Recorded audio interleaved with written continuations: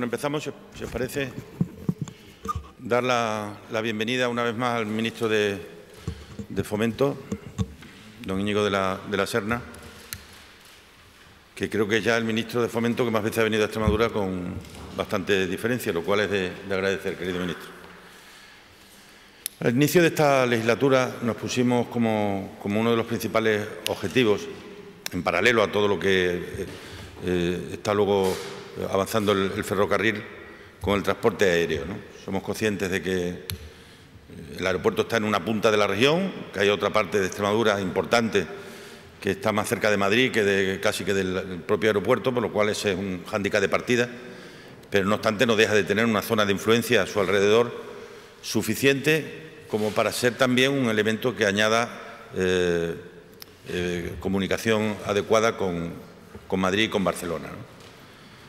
Se buscó el recuperar la línea con las dos capitales, así ha sido, y con un resultado razonable, pero sabiendo que los horarios condicionan en gran medida el éxito de un proyecto de estas características, ¿no? Por eso iniciamos la vía de la obligación de servicio público que está gestionando el Ministerio de Fomento y cuyo protocolo acabamos de firmar, con la intención de que, si todo va bien, a mitad del año que viene podamos estar en disposición de iniciar un nuevo tiempo, ¿no? Con mejores horarios, con vuelos que permitan a la gente planificarse adecuadamente la vida, que permita salir, pero sobre todo y también que permita venir, que permita ir y volver, es decir, que permita todo eso que hay alrededor de un medio de transporte tan rápido como representa el transporte aéreo, ¿no? Por esa razón, para mí es un motivo de gran alegría, pues, incorporar un elemento más al transporte de personas en nuestra comunidad autónoma y en las mejores condiciones posibles, ¿no? Yo creo que esto era también una vieja aspiración de nuestra región y por eso me alegro y agradezco al ministro pues la celeridad que se le ha propiciado a todo esto. Todo el expediente ya está completo y lo único que falta ya son las licitaciones correspondientes para que, ya digo, a mediados del año que viene podamos estar en condiciones de iniciar un tiempo nuevo en el transporte aéreo, ¿no? Que también es muy reclamado, como podéis imaginar, por el mundo empresarial y por el turismo de eventos, que son dos factores esenciales. El mundo empresarial, porque le resulta mucho más cómodo poder ir y venir en el día para las reuniones, y el turismo de eventos porque está acostumbrado siempre a viajar, sobre todo el que tiene que ver con los grandes congresos, ¿no? El turismo de congreso es muy complicado cuando no hay un transporte aéreo de por medio, y lo hemos podido comprobar a lo largo de la historia cuando hemos hecho aquí grandes congresos, como fue el Congreso Nacional de Hospitales o como ha sido recientemente el Congreso Nacional de Ornitología, ¿no? Pues nada más, agradecerte de verdad, ministro, tu presencia aquí, valorar en su justo término toda la información y detallada información que tanto el presidente de Adif como el presidente de Renfe, como tú mismo, siempre que se te ha requerido y aun sin que se te haya requerido, has hecho con mi persona, ¿no? Agradecemos mucho esa labor y también el compromiso con Extremadura. Tienes la palabra. Muchas gracias, presidente. El agradecimiento es nuestro, porque la verdad es que siempre que venimos aquí se nos trata muy bien y nos sentimos como en casa y, francamente, pues estamos trabajando con un espíritu de colaboración, de lealtad institucional ejemplar, ¿no? Como ha dicho ya el presidente, el motivo que nos reúne hoy es fundamentalmente la firma del acuerdo en torno a las obligaciones de servicio público. Yo comenzaría la intervención hablando de la buena salud del aeropuerto en estos momentos, ¿no? Los datos acumulados de tráfico de pasajeros a septiembre de 2017 pues reflejan un aumento del 8,3% respecto del mismo periodo en el año 2016, por tanto alcanza ya más de 193 millones de pasajeros, destacando, y es algo que ha comentado ahora mismo el presidente, la subida también de los pasajeros internacionales, un 9,1% de incremento de los pasajeros internacionales. También se ha comportado muy bien el tráfico de aeronaves y mercancías, que han crecido en el acumulado a septiembre un 5,6 y un 15,3 respectivamente, y por tanto la verdad es que refleja que hay hambre por disponer de buenos servicios, de buenas frecuencias y de una mejor comunicación. Esa es la razón que motivó el que se pusiera en marcha el poder llevar a cabo una obligación de servicio público. Como ustedes conocen, en un mercado liberalizado, las compañías aéreas son las que libremente eligen los servicios, las rutas, los precios, etcétera. Pero la propia Comisión Europea, el reglamento de la Comisión Europea, establece que hay alguna excepción en la medida que un Estado puede poner condiciones en determinadas rutas en las que no hay una competencia, digamos, amplia del sector privado. Condiciones relativas a la continuidad, a la regularidad, a los precios y a las capacidades mínimas ofertadas. Eso es lo que se va a hacer con el aeropuerto de Badajoz para las conexiones de Madrid y Barcelona, con la vista puesta en incrementar las frecuencias que en estos momentos existen para conseguir una mayor conectividad. Como ha explicado el presidente, a partir de ahora nos queda un trabajo todavía que hacer para llegar a ese verano del año 2018. La fecha objetivo es el 1 de julio del 18 como arranque ya de las nuevas rutas. Para ello, el convenio de colaboración establece un acuerdo para 4 años, también con un importe máximo de 3,5 millones de euros anuales en el caso que finalmente haya que licitar el servicio para poder poner en marcha las nuevas frecuencias. ¿Qué es lo que queda? Pues una vez que está formalizado todo el trámite del acuerdo, el Consejo de Ministros tiene que establecer ya las condiciones de lo que es la obligación de servicio público y si no hay ningún operador interesado en hacerlas de una forma voluntaria y sin coste, pues sacaríamos a licitación el que existiera un operador que pudiera llevar a cabo ese servicio. Esto en cuanto a, como decía, el motivo principal que nos ha traído aquí, pero con permiso del presidente y muy rápidamente, por no aburrirles mucho, decir que he transmitido al presidente que seguimos trabajando en el campo de las infraestructuras viarias y que antes de que concluya el año nos gustaría cubrir 3 hitos importantes. El primero, en relación a la Nacional 432, en la variante de Zafra, saben, es una obra de cerca de 18 millones de euros, llegar a finales del año 2017, habiendo sometido a información pública el proyecto que en estos momentos estamos terminando de redactar. En relación a la A66, enlace Almendralejo Sur, lo que es el enlace de la 654, 3,6 millones de euros. Vamos a someterlo también a información pública en el año 2017. Y, por último, en el caso de la Nacional 521, en la variante de Malpartida de Cáceres y la duplicación desde la calzada, desde el enlace de la A66 hasta Malpartida de Cáceres, que son 38 millones de euros, también vamos a aprobar definitivamente el proyecto antes de que concluya el año. En materia de infraestructuras ferroviarias, lo único que puedo decir es que estamos cumpliendo con nuestros compromisos, que vamos superando también las líneas que nos habíamos comprometido cruzar. Sí me gustaría indicar que en toda la infraestructura que va desde Plasencia hasta Mérida, finalmente se va a optar, pensando en unas condiciones de futuro, en una duplicación de la vía. Como saben, desde Plasencia hasta Cáceres, 40 kilómetros de los 60 se hacían ya con vía doble y 20 en vía única, y esa vía única se prolongaba hasta Mérida. Pues bien, se ha tomado la decisión con una previsión de crecimiento futura, porque va a haber capacidad más que de sobra, como también la va a haber más que de sobra entre Badajoz y Mérida, y que esa posibilidad de ampliación también existe en el futuro. Pero la duplicación se hace ya con carácter inmediato para intentar meterla Plasencia-Cáceres en el proyecto que estamos finalizando y Cáceres-Mérida, quizá vamos a trabajar en ello como complementario del proyecto que ya esté en marcha. Eso nos permitiría agilizar mucho los plazos. También tenemos buenas noticias en el tramo Plasencia-Talayuela, Oropesa, puesto que, como saben, retomamos las obras en el entorno de Navalmoral de la Mata, pero había 3 tramos que teníamos 3 proyectos que adaptar. Hemos conseguido hacer algo que al final no es muy habitual, pero se ha conseguido hacer con los informes favorables, que es adjudicarlos por un término técnico, vinculación tecnológica. ¿Qué quiere decir? Que los va a hacer la misma empresa que estaba encargada de hacer el proyecto original, con lo cual no tenemos que someterlo al proceso de licitación y ya iniciamos, por lo tanto, la adaptación de esos 3 proyectos. Y los otros 2 proyectos que eran de nueva redacción, tenemos los pliegos preparados y nuestra intención es licitarlos en este mes de noviembre.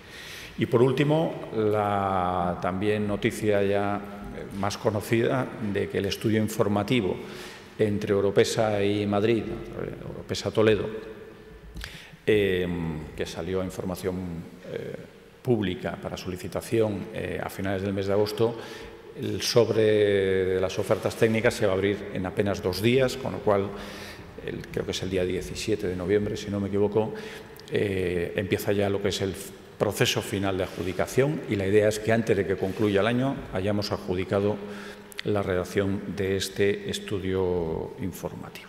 También antes de que concluya el año intentaremos presentar al presidente la conexión con Puerto Llano, de la vía Mérida-Puerto Llano. Tenemos los 4 proyectos ya en fase última de finalización.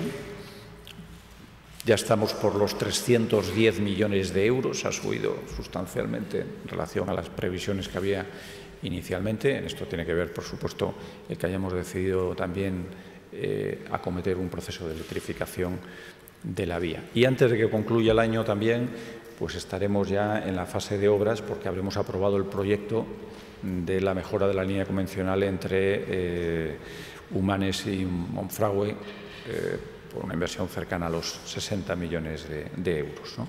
También he querido trasladar, y con esto ya concluyo, al presidente, nuestra voluntad del día 15 de diciembre empezar a comercializar ya los billetes para el nuevo Talgo. Saben que el compromiso es que el Talgo esté en funcionamiento en el primer trimestre del 18. 15 de diciembre los ciudadanos de Extremadura podrán ya comprar sus primeros billetes. Para entonces, evidentemente, ya sabremos la fecha exacta en la que entra en funcionamiento ese Talgo. Y también otra noticia que creo que es importante. Dentro de 2 días, pasado mañana, arranca una estación logística de mercancías, la de Mérida, que estaba, como ustedes saben, sin actividad. Saben que Renfe, junto con una empresa, un operador portugués, ha conseguido recuperar la gestión de esa terminal. Yo creo que esto es muy bueno para Extremadura. Inicialmente, en esta primera fase, se derivarían productos hortofrutícolas hacia Sines, pero saben que hay una segunda fase en la que la voluntad es trasladar mercancías hacia el interior de la península y es una terminal que puede también crecer en el futuro. De la misma manera que tengo que agradecer al presidente el gran trabajo que se está haciendo para avanzar en lo que es la plataforma sur logística, pendiente ya de la firma del convenio de colaboración para la encomienda a ADIF de todo lo que es la gestión de las conexiones y de los proyectos correspondientes. Somos perfectamente conscientes, lo decimos siempre que venimos, pero creo que es bueno repetirlo, de la situación que viven las infraestructuras, especialmente ferroviarias, en esta región y con humildad nos hemos puesto pues, el mono de trabajo para intentar revertir esa situación lo antes posible. Y creo que podemos decir que estamos cumpliendo los compromisos que vamos haciendo públicos y creo que también podemos decir que vendremos aquí a trasladar nuevos compromisos para que podamos ser evaluados por ustedes. Muchas gracias, presidente. ¿Preguntas? Buenos días, señor ministro. Ha dicho que la nueva OSP contempla como mucho 3,5 millones al año.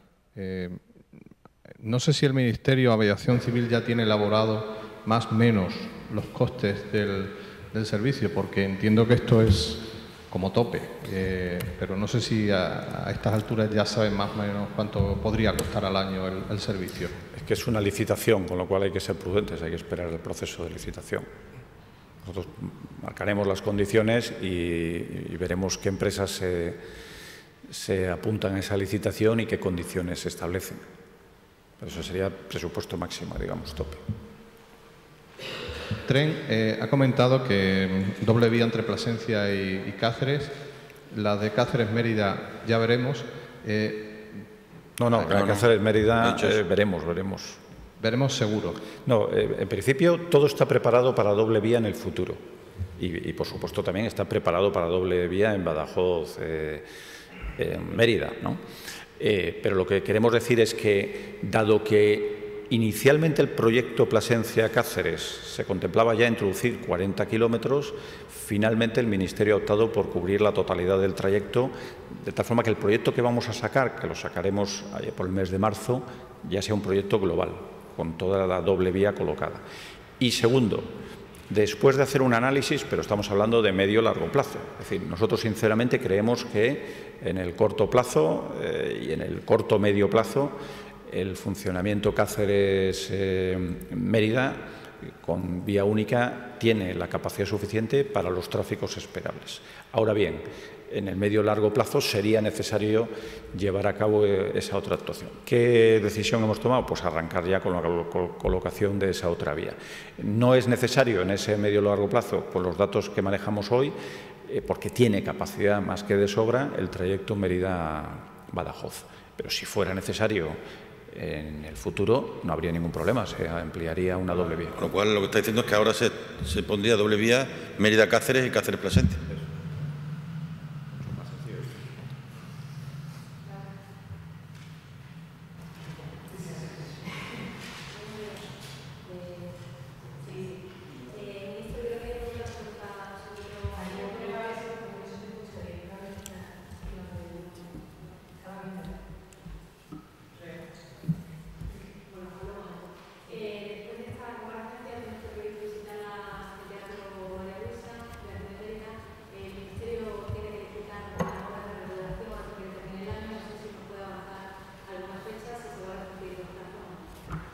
Sí, le puedo avanzar una fecha. Si usted hoy consulta el Boletín Oficial del Estado, verá la licitación de la rehabilitación. En esto hemos sido diligentes porque es un proyecto que lleva ya muchísimo tiempo. En cualquier caso ha sido una casualidad, ¿eh? Una casualidad.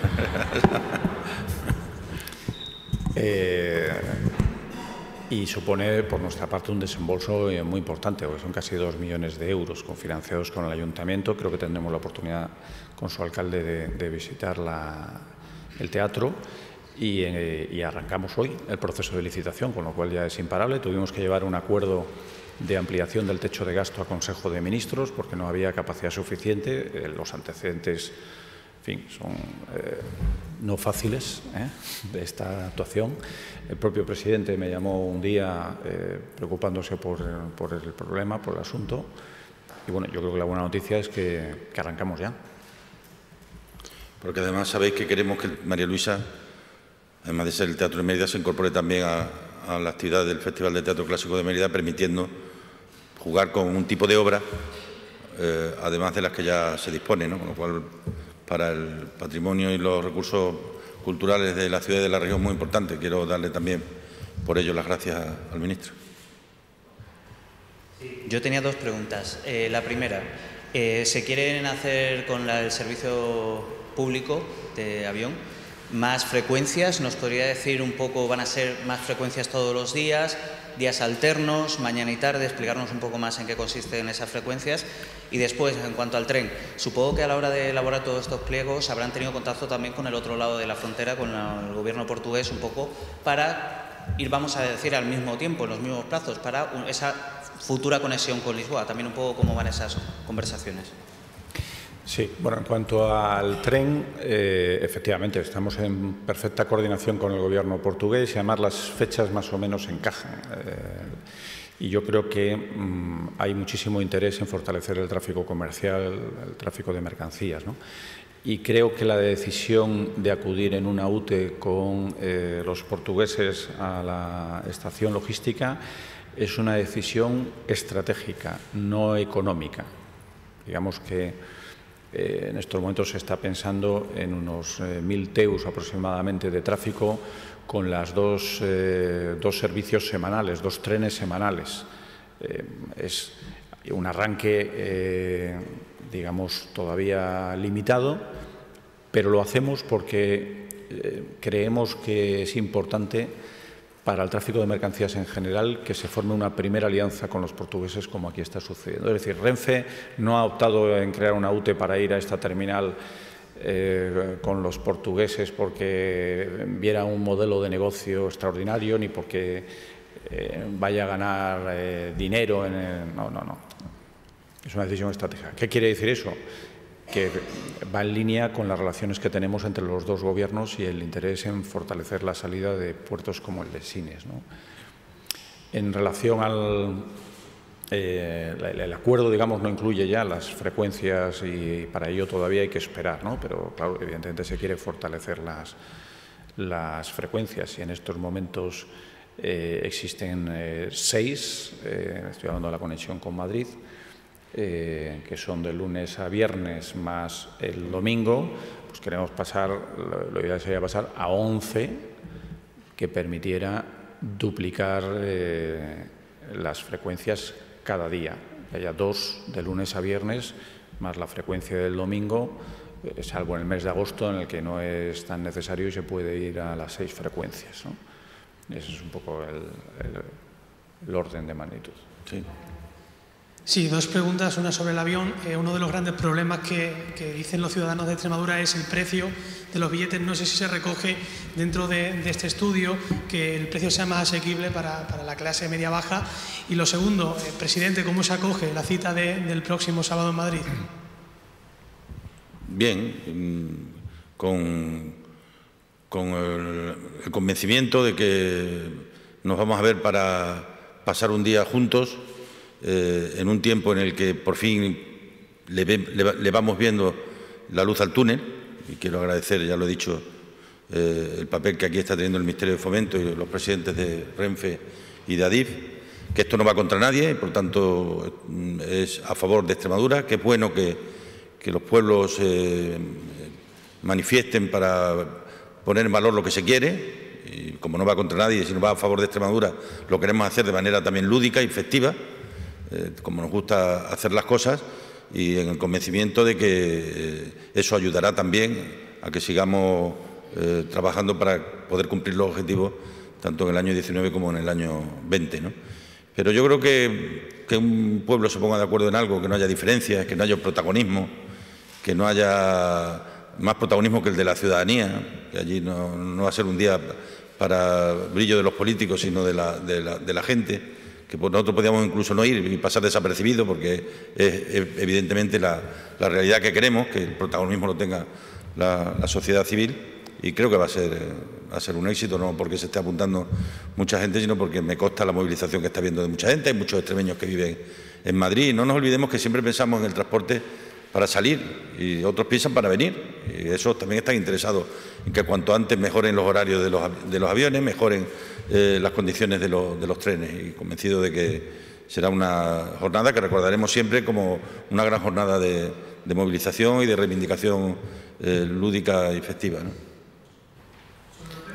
Sobre los precios de los billetes, pues hay también que esperar al acuerdo, pero se establece un tope máximo, se establecerá un tope máximo, creo que luego hay una posibilidad de un ligero, muy pequeño incremento proporcional, pero estamos hablando de, no sé si puedo decir los precios ya orientativos, estoy mirando a la consejera para, no me lo sé, son 90 y 110, si no me equivoco.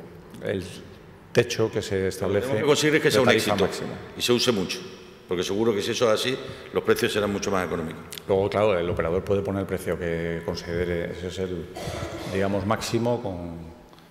Creo que en una OSP se permite un pequeño porcentaje en función de algunas características, pero vamos, son tarifas máximas, 90, 110. Madrid-Barcelona. Venga. Sí.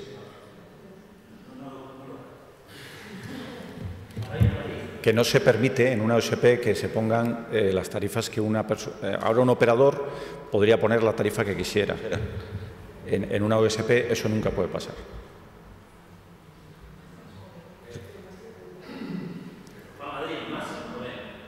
Máximo. No se podría... 110.